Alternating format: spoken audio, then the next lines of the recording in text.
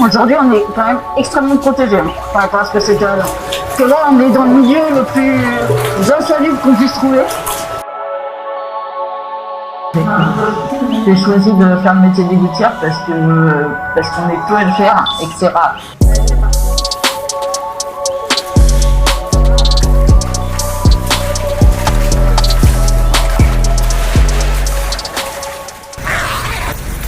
Mais la dernière fois, j'entendais bien, Johnny. Voilà, comme ça. Ok, je vais ouvrir la valve phonique, t'entendras mieux, je pense. La valve phonique. La valve phonique. Là là. Alors moi, j'étais pas là quand les premiers masques sont arrivés. Ça fait combien de temps? 2016. 2016. Il y a encore quelques années, les égoutiers descendaient quasiment sans rien. Donc développaient pas mal de maladies. Donc, ça protège énormément. Donc il n'y a plus les odeurs, il n'y a plus... On sent quasiment pas les odeurs. Quasiment plus. Donc c'est bien. Mais il y a plein d'autres trucs, tu verras, mais il n'y a pas des odeurs.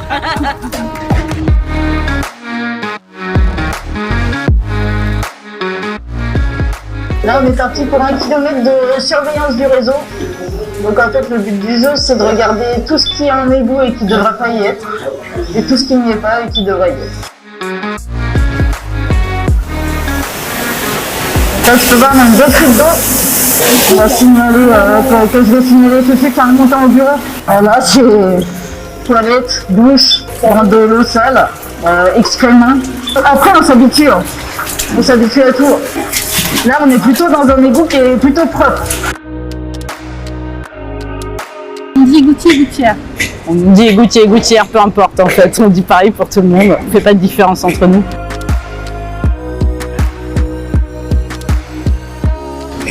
Il y a 3 ans, moi j'ai voulu changer de métier. Et du coup, j'avais vu un reportage quand j'étais jeune sur les égouts de Paris. Je me suis demandé si ça existait toujours. Je m'étais renseigner et il s'avère qu'il y avait un concours d'égoutier. J'ai été candidatée direct. Moi, quand j'ai passé mon concours, j'étais 4 femmes sur, je crois, 300. C'est pas encore très connu. Déjà, le métier est peu connu de base. Et en plus, les gens ne savent pas qu'il y a des femmes aux égouts. Avant, il n'y avait pas de femmes aux égouts, donc c'est sûr que c'est pas un métier où on avait l'habitude de voir des femmes.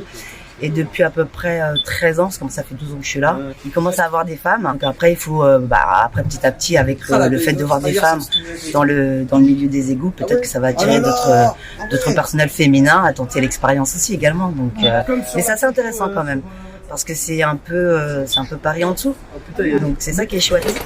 Moi, ça m'a surpris effectivement de voir qu'il y en avait tout simplement des femmes qui faisaient ce métier-là. Ouais, pour le coup, je trouve ça très bien. Parfois, ils sont même plus téméraires. Moi, j'étais hyper bien accueillie.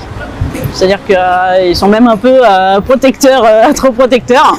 Donc, mais non, ils sont.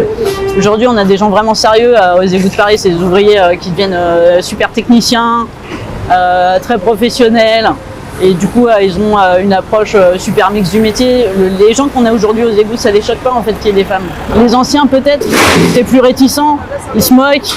Moi, j'ai eu un peu ça, genre, on va voir ce qu'elle va faire.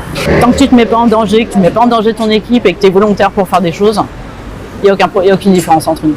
Ça dit que ça progresse pas assez vite, mais ça progresse. Après, on dit c'est un milieu super masculin, mais avant, tous les milieux étaient masculins. Les femmes travaillent de toute manière depuis 2 générations, donc en fait, les milieux, quels qu'ils soient, vont s'ouvrir les uns après les autres de toute manière.